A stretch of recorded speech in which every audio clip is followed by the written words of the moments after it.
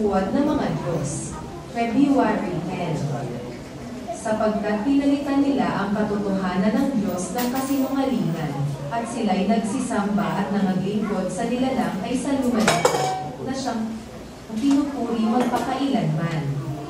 Siya nawa, Roma Kapitulo 1, versikulo 25. Anumang bagay na may kaugnayan sa ating buhay at hindi ganap na nasa kamay ng Diyos ay maaaring isang huwad na Diyos. Batid ng mga Griego, Romano at ibang sinaunang mga tao na ang mga bagay na ito dahil para sa kanila, ang lahat ng bagay ay maaaring maging isang Diyos. Kaya nilikha nila si Hephaestus, ang Diyos ng mga manggagawa, si Mammon, ang Diyos ng salapi, si Eros, ang Diyos ng kasarian, at iba pa. Kailangan nating tanggapin bilang taong nilalang, nalulong tayo sa huwad na Diyos. Halimbawa, isang pagpapala ang trabaho, subalit kapag naging nag-iisang pinakamataas na prioridad, nagiging katulad ito ng Diyos na si Hephaestus sa ating buhay. Ginawang marangal ng Diyos ang sex bago pa ang kasalanan, subalit kapag nabigo tayong sundin ang itinatag na panuntunan ng Diyos para sa ating sexualidad, nagiging huwad itong Diyos tulad ni Himeros. Alinman sa mga huwad na Diyos na ito'y makakasira sa ating espiritual na buhay.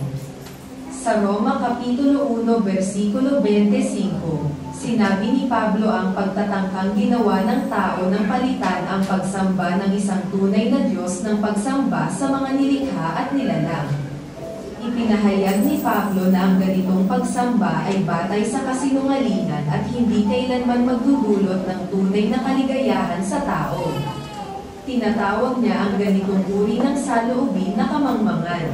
Tingnan ang Roma Kapitulo 1 versikulo 22. Dapat nating maunawa ang kamangmangan ang paghahanap ng tunay na kaligayahan sa mga bagay at sa mga tao.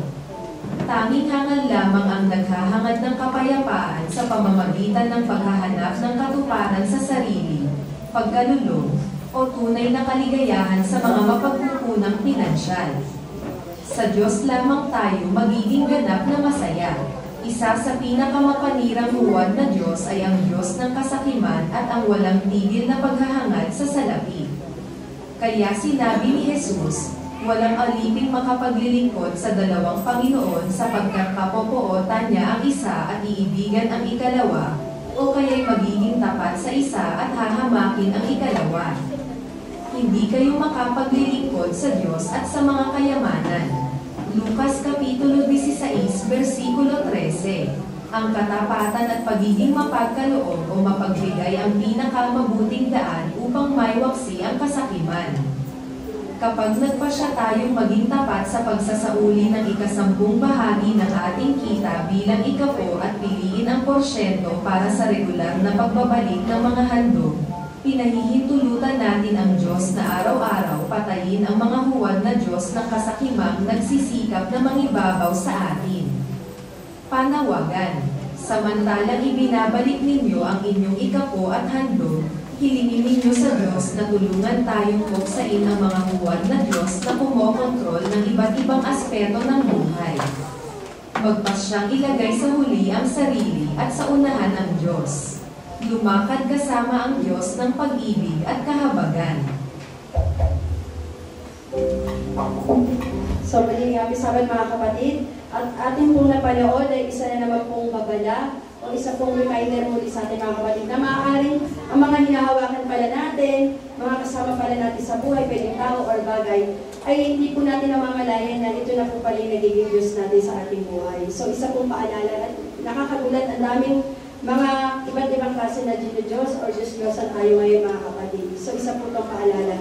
At alam niyo ba mga kapatid, ang pagbabalik ng ating mga ikapot handog ay isang uri or isang act ng worship. So ito'y pagsamba sa kanino? Sa Diyos na lumalang ng langit at lupa mga kapatid. So muli mga kapatid, nasa harapan na po natin ang ating huslo. Maaari na po natin ibalik ang ating pong mga ikapo at ibigay sa ating Panginoon ang ating mga handog.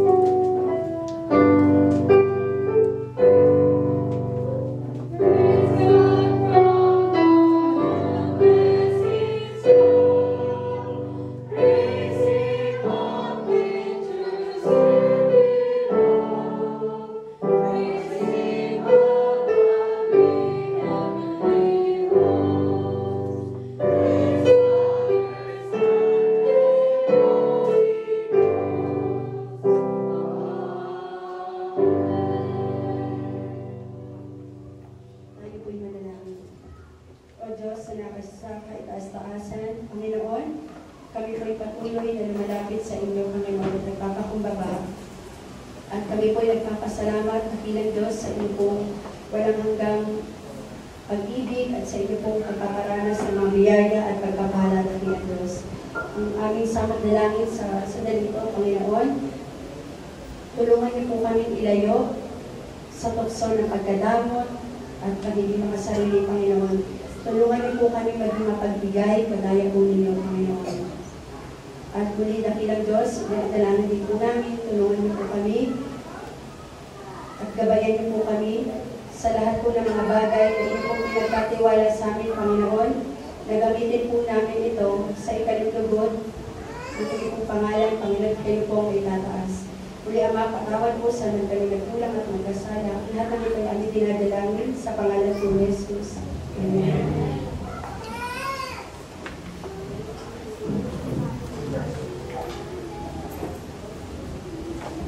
Bago po tayo lumungkot para sa panalangin, tayo po ay babasa ng teksto sa Biblia. Kayo po ay ako inaniyakan na buksan ang inyong mga Biblia, ang inyong mga banalang kasulatan sa Aklat ng 1, 3, John chapter 3, verse 5. Ang sabi po rito, Jesus answered, I tell you the truth. No one can enter the kingdom of God unless he is born of water and the Spirit. Pagpalain po ng Panginoon Diyos ang teksto ng ating binasa. Tayo po ay lumukod para sa panalangin.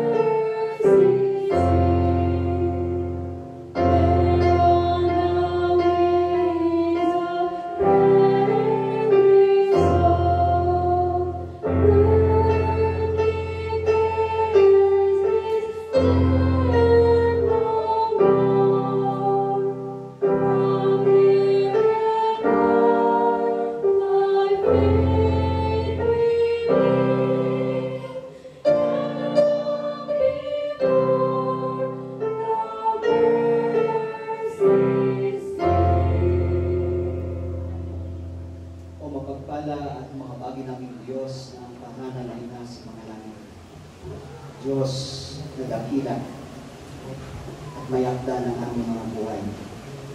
Tunay nga po na makabuti niyo sapagkat muli ay niloob niyo na sabihin namin ang araw ng Sabat dito upang muli ay may pagkaloob ang aming mga buong panahon upang kayo ay papurihan at sambahin sa inyong dakilang Panginoon. Salamat o Diyos sapagkat sa kabila ng kaabalahan na meron kami sa mga nakalipas na araw ay patuloy yung hinimok ang aming mga puso upang patuloy naman balik sa inyong pagsamba.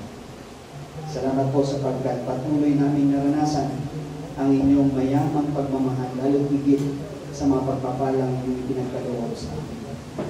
At ngayong mga daw Diyos na ito ang inyong bayan, itutuhod na lumalapit sa inyong banal na harapan. Kami po ay sumasama at humingi ng kapatawaran sa kung saan mang bagay kami po ay nasumpungan na nagkasan. Inisip po kami, pakasagdali na sa ganon. Kami po ay ganap na makinabang sa pabalitang inyong pong mapabot sa amin ngayong umaga. Espesyal po namin itinadalangin ng Diyos ang babaheng inyong pinagkaloob sa amin upang magbahagi at maghahati-hati ng tinapay ng buhay sa pagkatauhan po ni Mang May Angeles. Kayo po ang magsalita sa kanya, Ama, at sa pamamagitan ng mga salita namin maririnig. Dalangin namin na ito po ay mailatid sa aming mga puso at isipan na sa ganun magsilbi po ito pangpalakas sa amin spiritual na buhay samantalang nabiyong kami sa iyong ikalawang pagparito. Patuloy niyo rin pong loobin na hindi lamang po kami makikinig bagkos kami po ay mapagkalooban ng Espiritu na mapag-unawa namin ang bawat salitang ito. At sa po namin ganap na may sinabuhay. Muli, ito po ang aming mga panalangin at sama-samang sinasampalataya na aming po'y kanatatanggap. Sa pangalan ni Jesus na aming tagapagligtas. Amen.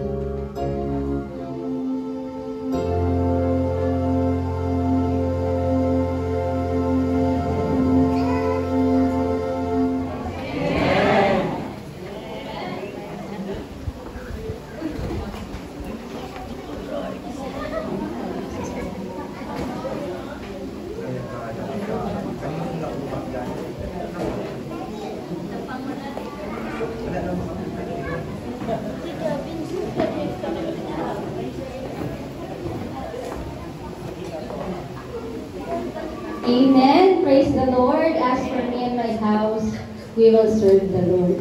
Kahit makulit sila, hihilahin ko talaga sila sa paglilingkod sa ating Panginoon, dahil ang pangarap ko po ang lahat kaming pamilya ay makasama sa langit. Siyempre, kasama kayo. Purihin ang Panginoon, at ngayon po ay nandito po ako sa inyong harapan. Sineselebrate ko po ang kaarawan ko po noong February 17, 1989. At ginalala ko po na niregalo sa akin ng Panginoon noong February 17, 2020 ang aking pong bunsong anak na si Shie. At lalong-lalo na po pinasasalamatan ko ang Panginoon noong February 17, 2023 last year, na kung saan po ako ay nagpa-rebaptize. Yun po ay sa pangunguna po ni Pastor Yong Angelo. Siyempre, yung asawa ko po ang nagbigay sa akin. Kaya po ako nandito sa inyong harapan. Pinapasalamatan ko po ang Panginoon sa date ng February 17, 1989. Although magkikita-kita po tayo sa Philippine International Convention Center, sa PICC on that date. Pero ngayon po ay gusto kong paglingkuran ng Diyos at kayo pong lahat, dahil gusto kong pasalamatan ang ating Panginoon. At kaya po sa mga oras na to, ibabahagi ko po sa inyo ang kabutihan ng Diyos sa aking buhay. Tayo po ay manalangin. Dakila po namin Diyos na makapangyarihan sa lahat. Panginoon, tulungan niyo po kami maunawaan at maramdaman ang pagmamahal niyo sa amin. Lalo na Panginoon sa buhay na ibinagkaloob niyo po sa akin. Bigyan kami ng talino, ng karunungan, Panginoon, na maunawaan po namin ang inyong pagmamahal at biyaya sa bawat isa sa amin. Sa matamis na pangalan ni Jesus. Amen. Ako po ay lumaki sa Seventh-day Adventist family. Ang mother ko, Adventist na. Ang father ko, Adventist na. Lola, tita, mga Adventist na po. So, lumaki po ako na nasa iglesia. Lagi po akong umaattend ng midweek, ng vesper, at ng Sabbath. So, lagi po akong nasa Sabbath school ng mga kabataan, nung ako'y maliliit pa po, nakikinig sa mga teacher po ng Sabbath school. At nung lumaki, umattend ng divine, kagaya po nitong ginagawa natin. At nakikinig, at nung nagkaroon ng kakayahan na maglingkod, ako po ay pinaawit din ng aking mga magulang. Yan. Ako din po ay ipinush na mag-ministry. Ako din po ay pinag-aral ng mga magulang ko sa Seventh-day Adventist School. Ngunit nung ako ay third year high school, ako po ay napalihis. So, nilipat po niya ako sa non-SDA school. And then, nung after a year, bumalik po ako sa SDA school po ulit. Dahil napalihis na daw ako, sabi ng nanay ko, binalik po niya ako sa SDA school. Hanggang nung nag-college po ako, nag-aral po ako sa AUP, Adventist University of the Philippines. At doon po, yung time na ako po ay nakaranas ng matinding pagsubok. Naikwento ko na po yan dito, na gusto ko nang iwa yung aking pulso dahil sa maraming problemang dumating sa buhay ko. That was when I was 19 years old. Pero bago po yun, bago ko po ikwento ang kasunod nun, ako po ay nabinyagan when I was 9 years old. Kaya kung nagtataka po kayo, nagpa-rebaptize ako, rebaptism. When I was, last year lang, ako po ay nag-crusade. Nag-crusade po ako dahil gusto kong pasalamatan ng Panginoon sa buhay ko. Sabi ko sa Panginoon, gamitin niyo ako. Panginoon, lagi na akong nagse-celebrate ng birthday ko. Lagi kayo yung nagbibigay kapag birthday ko. Lagi niyo akong bibigyan ng panghanda kapag birthday ko. Lagi niyo akong binibigyan ng regalo kapag birthday ko. Hindi naman ako yung nagbigay ng buhay ko eh. Bakit ako yung binibigyan? Diba? Dapat po kayo. Kayo, Lord, ang bibigyan kasi kayo nagbigay ng buhay sa akin. Kaya, Panginoon, kung ano man po yung kaya kong gawin, ay gamitin niyo po ako. Kaya po nung time na yon na ako po ay nag-crusade, mula po 10 nights po yun, 10 simbang gabi ng pag-ibig. Alam ko, Panginoon, na wala akong kakayahan. Alam ko, Panginoon, na mahina ako. Alam ko, Panginoon, na hindi ako kasing galing ng ibang mga nagsasalita sa harapan. Pero, Panginoon, yung puso ko, gusto ko lang po na gamitin niyo kung ano lang po yung kakayahan ko. Na alam ko sa pamamagitan ng banal na spirito na tutulong sa akin, ay magagawa kong maglingkod sa inyo kahit sino pa man ako. At purihin ng Panginoon ang tumanggap po dun sa February 17 na kung saan nagbinyagan 38 souls. 38 na po kaming magkaka-birthday. Diba? Alam niyo po kasi ang kapatid ko si Pastora Jason, naingit ako sa kanya noon. Dahil sineselebrate niya hindi yung birthday niya ng May 5. Sineselebrate niya yung birthday niya kung kailan siya nabinyagan. Ay, ba't ganun? Sabi niya, pinapahalaga niya kasi yun ay muli siyang nabinyagan. Or muli siyang pinanganak. Di ba? Ikaw ay pinanganak muli ng Espiritu. Sabi ko, gusto ko rin yun kasi nung ako ay nabinyagan when I was 9 years old, na-push lang din ako kasi yung best friend ko, bibinyagan. Sabi ko, kung yung best friend ko makakarating sa langit, dahil sabi sa John 3:5, na binasa po ni Elder Jem, unless na tayo ay mabautismuhan sa tubig at spirito, hindi natin makikita ang langit. So, kailangan mabautismuhan tayo para makita natin ang langit. Yung best friend ko, bibinyagan. Siya lang pupunta sa langit. Best friend kami. So, dapat ako din. So, sumusabi ko, best friend, ako din. Gusto kong magkasama tayo sa langit. So, yun po. Nagpabinyag ako kahit wala akong dalang extra damit. So, bahala na po kung sino po yung magbibigay yung time na yun. So, napalitan naman po yung damit ko. So, nung time na yun, ako ay nabautismuhan at dumaan ang maraming panahon na alam po natin ang mundong ito ay magulo. Di ba? Hindi masaya ang mundong ito. Si Satanas ay naandito, bubulungan tayo, tutuksoin tayo. Lahat ng pwedeng gawin niya para lang hindi tayo magsimba, maging busy tayo, awayin natin yung kapitbahay, awayin natin yung kaibigan natin, awayin natin mga kalaro natin. Lahat ng pwede niyang gawin, lahat ng pwede niyang ibulong sa akin, binubulong niya. Diba? Para tayo ay malihis. Sabi nga, hindi porket nabautismuhan ka, magiging maganda na ang buhay mo. Hindi. Lalo pa nga yan eh. Kapag nabautismuhan ka, lalong nandyan si Satanas dahil ayaw niya na manatili ka sa iglesia. Ayaw niya na makasama ka sa langit. Ang gusto niya, kasama ka niya sa impyerno. Ganon si Satanas. Kaya pag tayo tumanggap sa Panginoon, i-expect po natin na may pagsubok. Pero ang kagandahan doon, may pagsubok ka, pero nandyan si Jesus para tumulong sa atin. Kasi hindi ka magpabautismo, wala si Jesus na tutulong sa'yo. Talaga namang may pagsubok. Kaya kung ako magpapabautismo ako, at least meron akong kakampi. Diba? May Jesus na tutulong sa atin.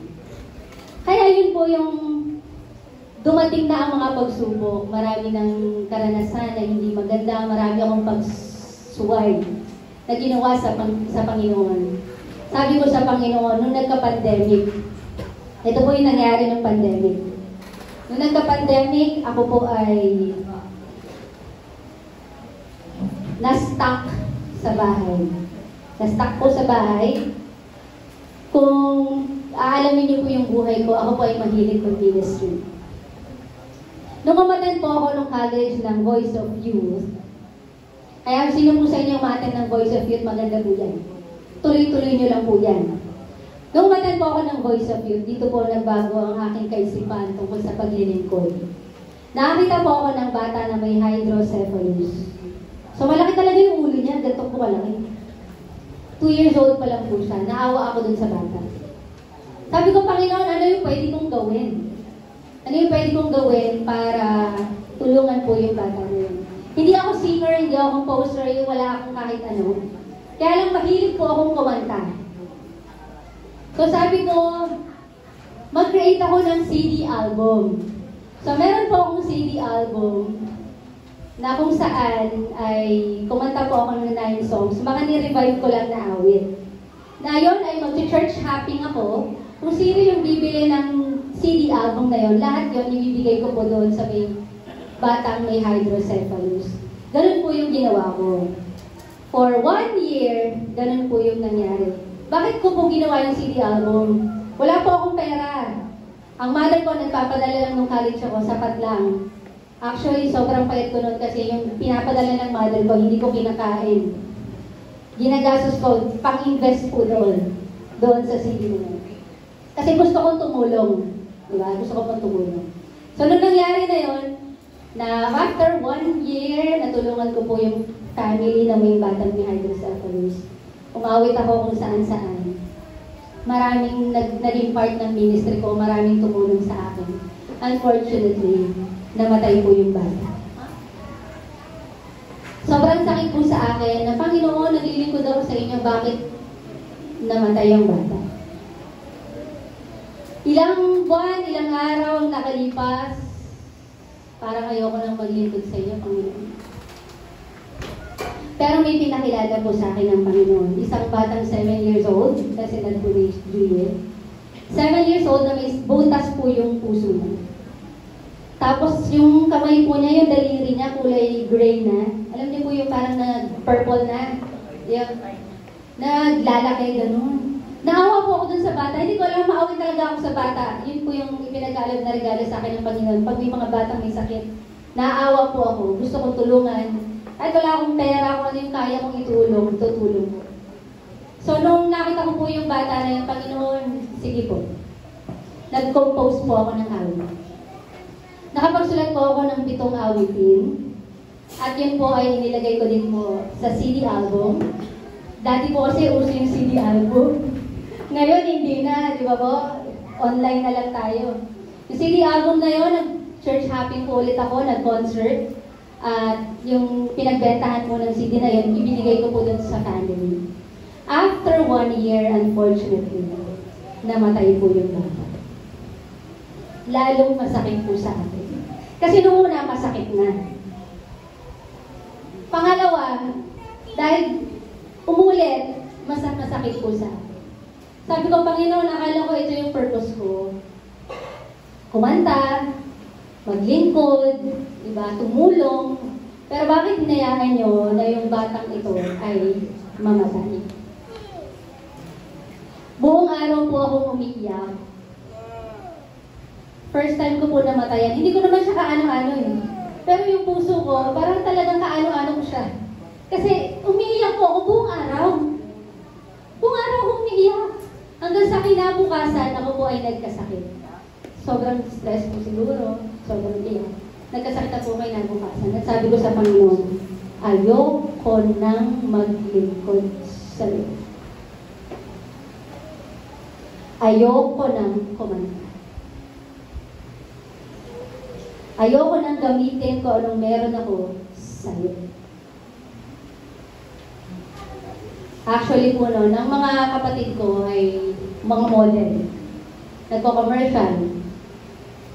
Naisip ko po, na kung mag-artista na lang ako, hindi po ako nagyayabang ha. Ito po ay sinishare ko lang ang buhay na nangyari sa akin. Gusto kong mag-showbiz na lang. Alam ko po sa showbiz maraming pera. Pag pinapahirapan ko pa yung sarili ko, kakanta-kanta ko, mag-church shopping ako, magbebenta ako ng CD. Pag showbiz, maraming pera. Eh, nandun naman na yung mga kapatid ko, nagmo-model, nagko-commercial, pwede na rin maging part ng teleserye. So, meron na akong connection. Yun na po yung pumapasok sa isip ko, magagano na lang ako, hindi na ako sisimba. Ayoko nang sumamba ng araw ng Sabat. Although ang pagkakaalam ko na araw ng Sabat ay sign na ikaw ay anak ng Diyos. Kapag tayo ay sumasamba ng araw na ito, kaya tayo muna andito, Dahil tayo ay anak ng Diyos. Kahit alam ko yun, ayoko na. Ayoko na maging anak ng Diyos. Anak na lang ni Satanas. Total, ano naman eh. Parang wala namang kwenta yung ginagawa ko eh. Diba po? Dumating ang ilang araw, ilang buwan. Ang dami pong nanliligaw sa akin. Nagkaroon po ako ng mga exes, mga boyfriends before. Pero hindi ko po sila, mga nasaktan ko sila. Pero hindi ko yun sinasadya. Dahil nung time na yun, bata pa ako, meron nagdidesisyon para sa akin. Masakit din sa akin na masaktan sila, masakit din sa akin na nangyari yung mga yun, yung time na yun. Kaya sabi ko, ayoko na mag-boyfriend. Tapos, ayoko na mag-boyfriend, ang dami pa rin nanliligaw sa akin. May artista, may model, may kung sino-sino. Dahil pa nanliligaw sa akin. Sabi ko sa mama ko, ayoko nang mag-boyfriend. Ayoko mag-boyfriend. Lalo na wala ka. Dahil ang mother ko ay nasa abroad. Ako ay nandito nag-asikaso sa mga kapatid ko at sa iba pang So ayoko na mag-boyfriend. Ngayon yung kapatid ko, nakikita niya na maraming nanliligaw sa akin. Hindi po tayo naninira ng non-SDA, no? Pero non-SDA ang mga nanliligaw. Okay? Kasi po, meron akong mindset na kapag non-SDA, kagaya ng tatay ko po kasi nagpabinyag lang siya dahil mahal niya yung mother ko. Ang mother ko ay Adventist. Hindi ko rin sinisiraan yung tatay ko, ha? Si Satan po ang sinisiraan ko dito. Okay? Wala po tayong sinisiraan dito. Ang father ko ay nabinyagan kasi mahal niya si mama. Okay? Yung mother ko. So, sisimba-simba siya. Simba-simba. Nung nagpakasal na, after isang taon, nasan ka na? Nasan ka na? Hindi na nagsimba. So, parang ako sa akin, masakit sa akin na, mag-aasawa din ba ako ng non-SDA? Kasi nasanay ako magsimba po eh. 7-day Adventist ako, nasanay ako magsimba.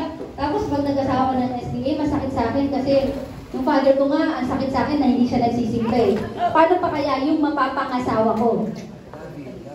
Mapapangasawa ko, hindi magsisimba. So masakit po para sa akin.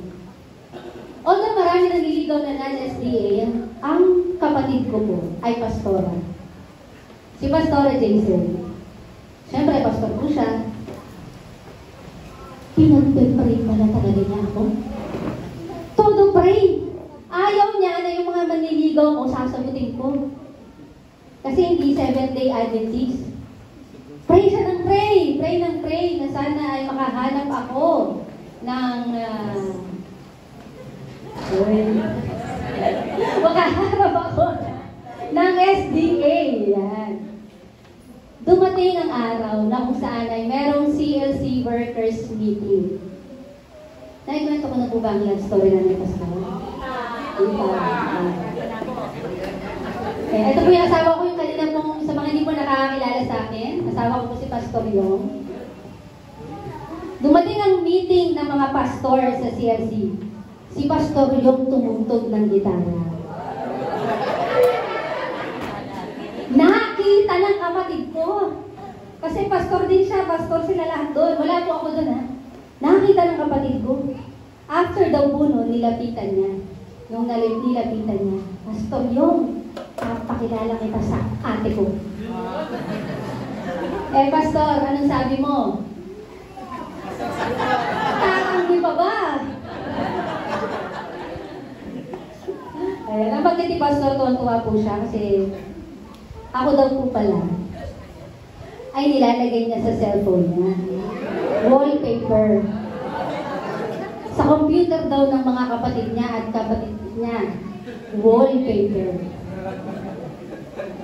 Kapag malungkot po siya, kapag broken-hearted siya, titingin daw po siya sa picture ko. Pero wala po kaming connection. Okay ba? Wala kaming connection. Nakita po niya ako sa AUP 9 years before mangyari yun, 9 years.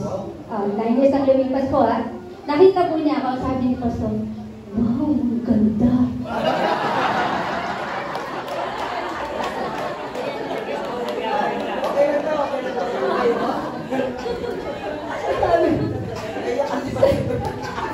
Susunod pa si Pastor yung magkukwento ng kaibigan. Sabi niya, wow, ang ganda. Sa isip lang po, ano, sabi niya, sana Lord, ito yung pangasawa ko. 9 years po yun, hindi ko siya pinapansin, hindi ko siya kakilala. Although nakita ko na siya sa EUP. Kaya nung time na yun, nasabi ng kapatid ko, Pastor, papakilala kita sa ate ko. Dali-dali po, kinabukasan. Nag-text yung kapatid ko, sabi niya, ate, pupunta dyan sa bahay si Pastor yung, ano bakit? I-add mo siya sa Facebook, wala na, puno na yung Facebook ko. Pupunta siya dyan, bakit ba? Basta!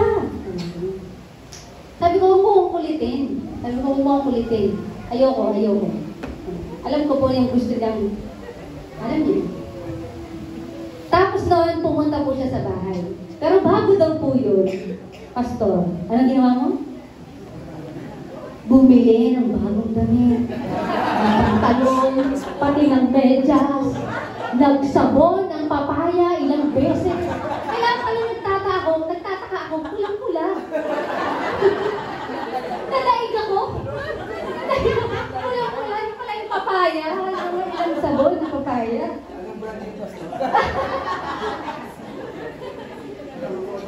Kaya mo, nung pagdating, bumili pa po yan. May binili pang donut para talagang yung katawan niya, yung special. Pagdating po doon, dumating si Pastor, masama po yung pakiramdam ko. Hindi ko siya inisip. So, hinayaan ko lang siya doon sa sala. Kasi ayoko nga po, ayoko. So, hinayaan ko lang siya sa sala, doon siya natulog. Kinabukasan, nagulat ako, nandun po siya. Nagluto. Ang laman po ng ref namin kung anong-anong gulay. So, ang pagluluto po doon, halimbawa, pag patatas, kailangan ay pwedeng adobong chicken na may patatas, yung mga ganun. Pero si Pastor, yung luto niya, halo-halong gulay. First time namin na-experience yung halo-halong gulay. Hindi chop suey talagang iba-iba eh. Pero, masarap. Sabi ko, sarap nito. Doon ko po siya napansin. Sabi ko, sarap nito ikaw nagluto nito? Sabi niya, yes po. Paano mo nagawa yun? Hindi kami nagluluto ng ganyan. At dumating yung father ko. Yung father ko, nasarapan din. Sarap. Pero wala pa po akong gusto sa kanila. So, tapos na po kami kumain. Tayo na po maghugas ng pinggan. So, naghugas ng pinggan si Pastor. Hindi po ako nagpapahugas pag may bisita. So, sabi ko, Pastor, ako na dyan. Ako nanghugas. Huwag ka na. Hindi na dito po, nanghugas. Yung akong ganyan, no? Si Pastor, ayaw umalis. Ako nakaganyan lang, talagang hugas siya. Yung pala, nung kasal na kami, sabi ko, Pastor, ba't ba ayaw umalis? Kasi kailangan, dapat ako yung maghuhugas, hindi ka. Sabi ko, nakadikit kasi yung siko. Nakadikit yung siko? Kinikilig ka na? Siko lang? Kaya wala ayaw, kaya talagang gusto niya maghugas, inspire.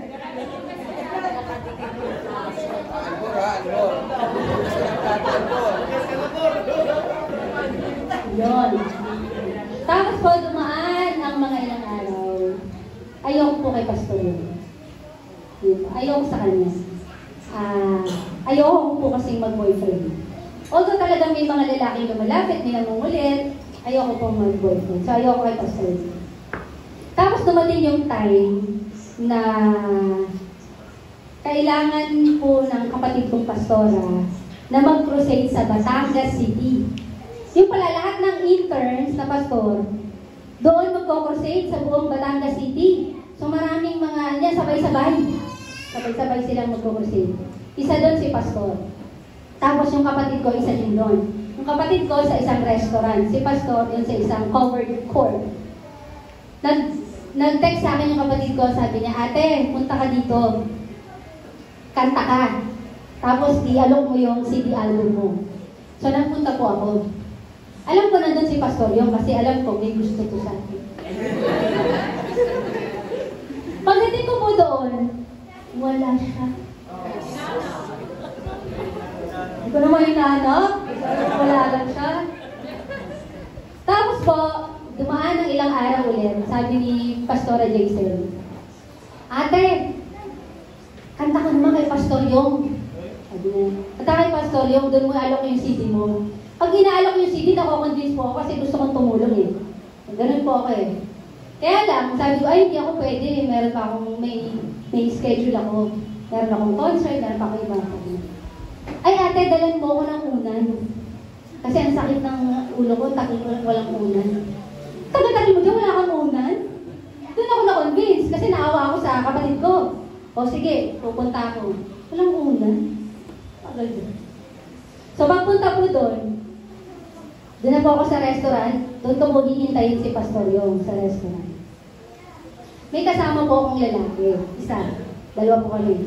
Yung lalaki na yun, kaibigan po ni Pastora Jason. So hindi ko siya manliligaw. Okay?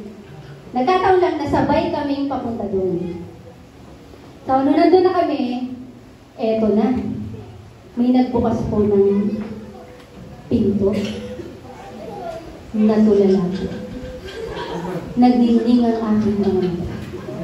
Nakita ko si John Lloyd.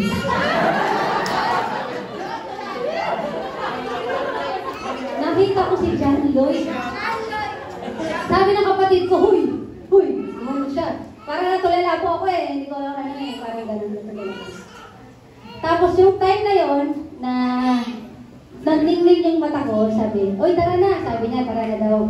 Biglang umambon. Kailangan ng payong. Ba't alam mo? Alam mo na ba? Kailangan ng payong. Kaya lang, siyempre, sabi ni Pastor, sasama ba natin yung kasama mo? Sabi ko, ay baka hindi. Di ba? Baka hindi kasi kaibigan ni Jason. Gusto mo tanongin mo? Sabi, ayoko. Tapos, tinanong ni Pastor, sumama. Sasama daw siya. So, nung sumama, ito na, umambon. Kailangan ng payong. Sino kaya kasama ko sa payong? Yung lalaki, hindi si Pastor. Lakad kami. Sumakay kami ng tricycle. Sabi ni Pastor, doon kayo sa loob. Tricycle. Si Pastor yung nasa likod ng ride. Sasakay kami ng jeep. Sabi ni Pastor, doon kayo sa loob. Si Pastor, katabi ng driver. Sabi ko sa isip ko, wala akong gusto ko ni Pastor. Bakit niya hinahayaan na katabi ko to? Katabi ko siya. Baka isipin ni Pastor, manliligo ko. Tapos papunta doon sa crusade ni Pastor, maputik, tsaka madumi, maputik. Kasi iskelita, ganyan-ganyan, papunta pa doon sa court. E di lakad ako. Sanay po ako na inaalalayan ako. Di po ako sa nagyayabang. Sanay po ako na inaalalayan ako dahil maraming nandiligaw sa akin. So kapag lalakad lang ako, hahawakan ako kasi inaalalayan ako. Sabi ko, alalayan di ako ni Pastor. Dire-diretso. Dire-diretso. Sabi ko, maputik to ah. Sabi ko, sige, okay lang, master guide ako. Huwag lang ako alalayan ng lalaki, dire-diretso talaga ako. Sabi ko, wala, master guide ako, kaya ko to.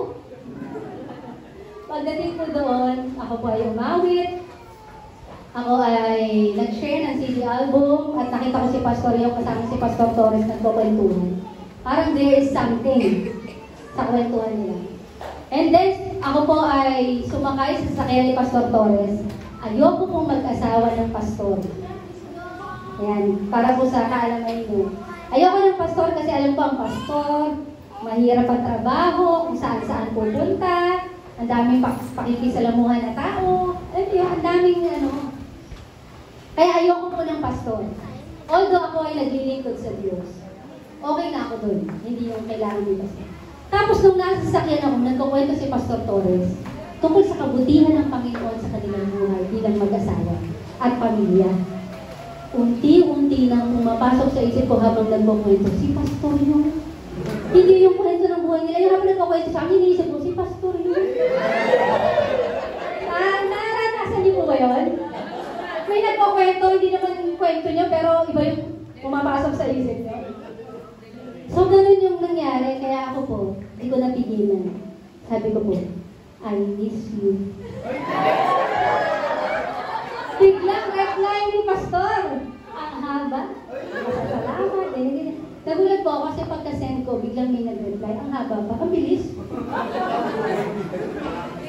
Doon na po, pinakita sa akin ng Panginoon na there is something sa kanya na nararamdaman ko. Tapos po, meron pong Puerto Galera na outing sila. Sila lang mga pastor. At iisa lang yung babae, yung kapatid ko. Sabi ko, gusto kong sumama. Gusto ko silang makabanding. Hindi naman ako pastor. Ba't ako sasama? Nakapal yung mukha ko, di ba? Pero ang kapatid ko, nag-text gamit yung cellphone ni pastor. In-invite ako. Siyempre, oo pa ba ako? Hindi. Oo na! Umuwi ako ng 11 p.m. Kailangan tumalis ng 4 a.m. para pumunta po din sa Batangas City. Konting tulog lang, okay lang. Tapos yun, pumunta na po ako, sinundo niya ako. Doon po sa Puerto Galera, lalong nabuo ang, alam mo yun, ang pag-ibig. Bakit? Ang nasa paligid ko, mga pastor, yung mga pastor, tinutokso kami. Ako pa naman, naniniwala po ako na kapag ang pastor ay hindi natin sinunod, may sumpa. May sumpa. At lahat ng sasabihin ng pastor, dahil yan ay anak ng Diyos, at ay taglilingkod sa Diyos, kailangan sundin ko yan. May blessing pag ikaw ay mabait sa pastor. Kaya lang may curse kapag ikaw ay masama sa pastor. Sabi ko, lahat kayo, sabi ko, uy, pastor yung okay yan. Lahat tukso sa akin. Tinutokso kami ni pastor. Daming sumpa nito ah. Daming sumpa. So, sabi ko sa mama ko, maayaw kong mag-boyfriend. Ilang araw ang lumipas, nag-text ang mama ko. Sabi niya, pag may maniligaw po ako, lalo na pag ayaw ko yung maniligaw, sabi ko, ligawan mo na yung nanay ko. Ligawan mo yung nanay ko. Siguro nabanggit ko sa'yo, pastor. Kaya mo ba niligawan yung nanay ko? Yan. Nag-text ko yung nanay ko. Sabi ng nanay ko, anak, kilala mo ba si Pastor yung? Sabi ko, ma, ayokong mag-boyfriend na di ka uuwi. Anak, kahit di pa ako umuwi, sagutin mo na. Ma, ano ka ba? Akala ko hard to get ka, easy to get ka pala. Marami naligaw sa kanya, kay mama, mga nag-chat sa kanya para sa amin. Pero si Pastor yung, yun yung ina niya, nasagutin ko. Alam niyo po, masunurin ako sa ina. Kasi sabi, honor your father and your mother. Para humaba ang buhay mo. Pag di ka susunod sa mga magulang mo, patay ka. Sumunod po ako kinabukasan, sinagot ko si Pastor. Pero nung nabasa ko po yung text, umiyak po ako. Umiyak po ako, bakit? Sabi ko, Panginoon, alam niyo na, di ba, na ayoko nang magsimba? Ayoko nang maglingkod sa inyo, ayoko na lahat. Yeah. Pero bakit binigay niyo sa akin si Pastor Yung? Yung binigay sa akin ni Pastor Yung niya ako, sabi ko, Panginoon, ayaw niyo talaga akong mawala. Gusto niyo, nandito pa rin ako sa paglilingkod. Yun pala, kaya po namatay yung 2 bata. Kaya po nangyari yung mga nangyari. Dahil meron pa po akong gagawin pa na higit doon sa ginawa ko rin. Ang pagiging asawa ng isang pastor. Hindi po ganun kadali maging asawa ng pastor. Alam niyo po yan, kahit hindi mo ano. Kasi lahat ng bigat, ipapasa niya sa akin. Kanina po niya pwede ipasa sa akin lang. Okay. So, ganun po yung ano. Tapos po, kailangan din po, ina-encourage kami na tulungan namin yung pastor. Kung ano man yung pwede namin maitulong sa ministry. Kaya po ako ay nagdesisyon kung ano ang kaya ko pong itulong. Ano po ang pwede kong gawin, Panginoon, gamitin niyo ako. Kaya lang dumating po sa point na nagkaroon po ako ng 2 anak. Para pong nahati yung katawan ko. Mahilig ako mag-ministry, kaya lang dahil may baby ako, hindi na po ako makagalaw. ako makagalaw, hindi na ako makalabas, hindi na ako makapagano. Ang isang sa akin, pagsubok sa akin, parang nahati po ako kasi gusto ko. Pero yun pala, ang bata, isang ministry din. Hindi ko lang naunawaan noon na ministry ang pag-aalaga sa mga bata. At ngayon po, hanggat ang kaya ko, ayun na po yung ginagawa ko. Kaya sabi ko, Panginoon, sige po, iaalin ko ang buhay ko sa inyo sa abot ng aking makakaya. Gamitin niyo po ako. Kaya salamat sa Panginoon, February 17, pinanganak po ako. February 17 din, pinanganak ko po si Shie. February 17, ako po ay nagpa-rebaptize. At itong February 17 na darating, kung sino man po sa inyo ang gustong magpabautismo, magkaka-birthday na po tayo. Yeah, so, kaya po kayo lahat, maging ka-birthday ko. Hindi naman, depende yun po sa inyo. At ito po ang aking pong aawitin. Ito po ay naisulat ni Pastor Yong sa pamamagitan ng mga aking pananalita. Ang title po ng ito ay Gamitin Mo Ako, Panginoon.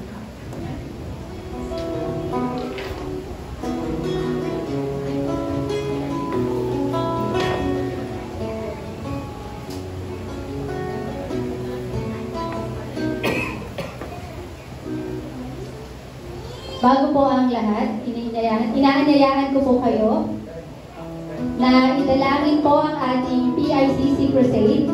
Ngayon din po, ako po ay maglilingkod sa ating mga kaibigan, Kalakim, anong lugar yun? Sa warehouse. Yan. Maglilingkod po ako tuwing umaga. Doon po, inaanyayahan ko po kayo na ipagdasal niyo po ako at ang ating crusade.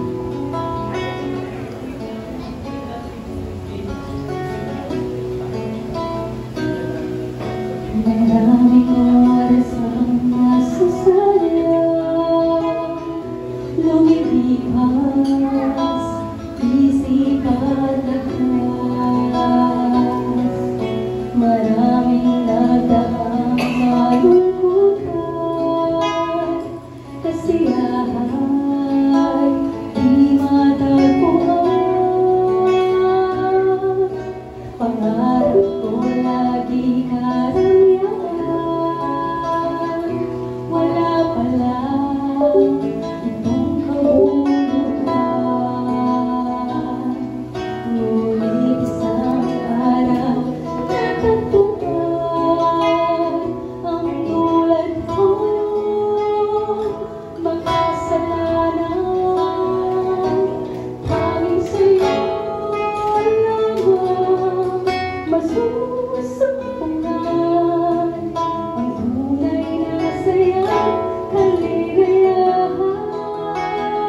Maglilingkod ako ngayon at kailanman. Gamitin mo ako, Panginoon.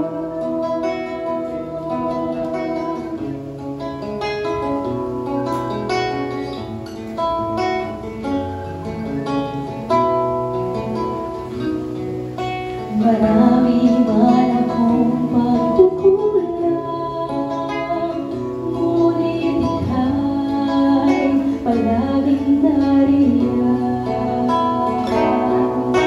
Problema ay hindi hatalangan, magpupulit,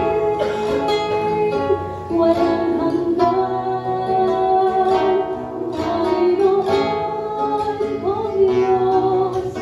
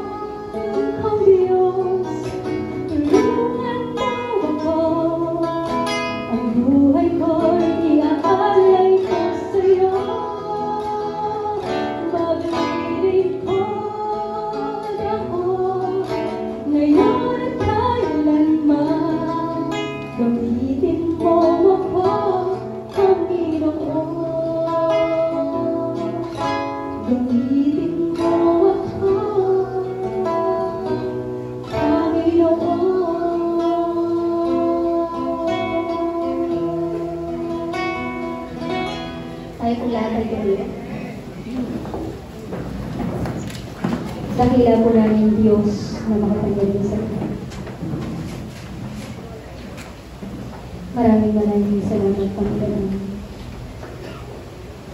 sa pagmamahal niyo sa bawat isa sa amin. Maraming salamat, Panginoon, na hindi niyo kami iniiwan. Maraming salamat, Panginoon, na binibigyan niyo kami ng talino, ng karunungan upang maunawaan po namin kung ano ang tama namin gawin. Maraming salamat, Panginoon, sa mga biyaya niyo sa amin. Maraming salamat, Panginoon, sa mirakulo na araw-araw yung pinapakita sa amin. Kaya naman, Panginoon, ibinabalik namin ang lahat ng iyon sa inyo. Tulungan niyo po kami na ibalik lahat ng pagmamahal na ibinibigay niyo sa amin. Tulungan niyo po kami na maglingkod sa inyo. Tulungan niyo po kami na sumunod sa inyo. Tulungan niyo po kami na maging parte ng inyong gawain sa mundong ito. Kung sa ganun, Panginoon, ay muli na namin kayong makita at makasama po kami dyan sa langit na inaanda niyo po para sa amin. Panginoon, patawarin po kami sa aming mga kasalanan. Linisin niyo po aming puso't isipan. Na lahat na po ng aming gagawin na maging kaaya-aya na po sa inyong banal na harapan. Panginoon, kayo na akong bahala sa bawat isa sa amin. Ano man ang pinagdadaanan namin, Panginoon, sa pamamagitan ninyo, na kayo ay laging nandyan, ay masusolusyonan po namin ang mga problema namin naharap at malalagpasan po ang mga pagsubok na ito. Thank you, Lord, for everything. In the name of our Lord Jesus Christ. Amen.